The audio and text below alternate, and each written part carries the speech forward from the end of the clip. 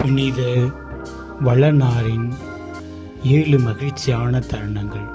4வதாக, மனுகுலத்தின் இரட்சணியத்தை அவர் முன்னறிவிக்க கேட்டு அனுபவித்த மகிழ்ச்சியை சிந்திப்போம். கீழ்த்திசை ஞானிகள் மூவர், யூதர்களின் அரசான பிறந்தவர் எங்கே? அவரது விண்மீன் எழில் கண்டோம், அதனால் அவரை வணங்க வந்தோம். குழந்தையும் அதன் தாய் மரியா வைத்திருப்பதைக் கண்டார். அவர்கள் நெடுஞ்சான்கிடையாக விழுந்து குழந்தையை வணங்கினார். மத்தேயு 2:1-11 முடிய. மனுகுலத்தை இரட்சிக்க வந்த தேவகுமாரின் இவரே. சிமியோன் வார்த்தைகள் வருத்தத்தை தந்தாலும் இயேசுவின் வழியாகத்தான் மனுகுலத்திற்கு மீட்பு உண்டு என்பது ஐயமேதுமில்லை.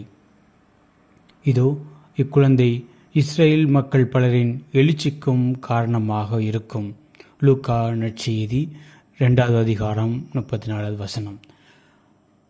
இயேசுவால் நமக்கு மீட்பு வந்துவிட்டது என மகிழும் யோசேப்பு, நம் மீட்புக்காக அவர் தன் மகனையே கையளிக்கின்றார்.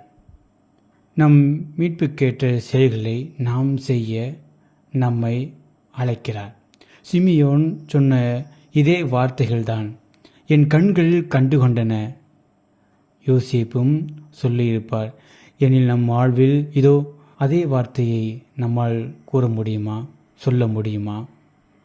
இதோ புனித சூசையப்பரின் மகிழ்ந்த தருணம். நாம் எங்கெல்லாம் அல்லது யாரிடமெல்லாம் மீட்பை கண்டுகொள்கின்றோம்? நமக்கு விடியலாக இருப்பவர்கள் யார்? நமக்கு மீட்பு கொடுப்பவர்கள் யார்?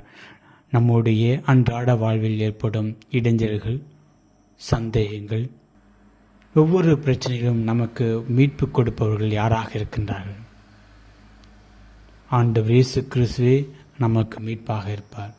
புனித சூசையப்பர் தன் மகன் இந்த உலகத்தின் இரட்சகராக வரப்போகிறார், மீட்கப் போகிறார் என்ற மகிழ்ச்சி அவரிடத்திலே பெரும் மகிழ்ச்சியாக திகழ்ந்தது.